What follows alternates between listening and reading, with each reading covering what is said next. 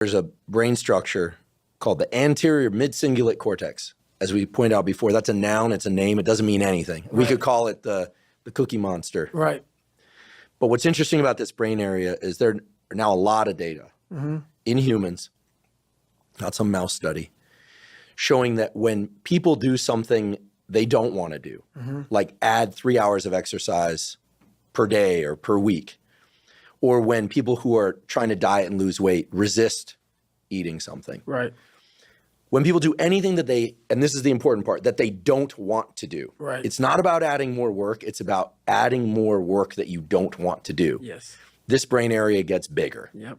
Now here's what's especially interesting about this brain area to me. And by the way, I'm only learning this recently because it's new data, but there's a lot of it. The anterior mid-cingulate cortex is smaller in obese people. It gets bigger when they diet. It's larger in athletes. It's especially large or grows larger in people that see themselves as challenged and overcome some challenge. Right. And in people that live a very long time, this area keeps its size. In many ways, scientists are starting to think of the anterior mid-cingulate cortex not just as one of the seats of willpower, Right.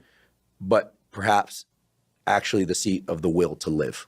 When I started seeing the data on the anterior mid-cingulate cortex, I was like, whoa, this is interesting. Yep.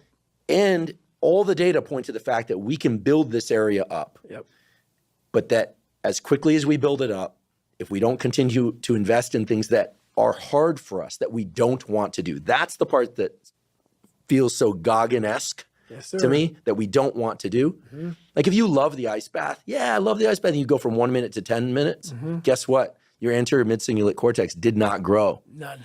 But if you hate the cold water, if you're afraid of drowning and you get into water and put your head under, then your anterior mid and survive, then the anterior mid-cingulate cortex gets bigger.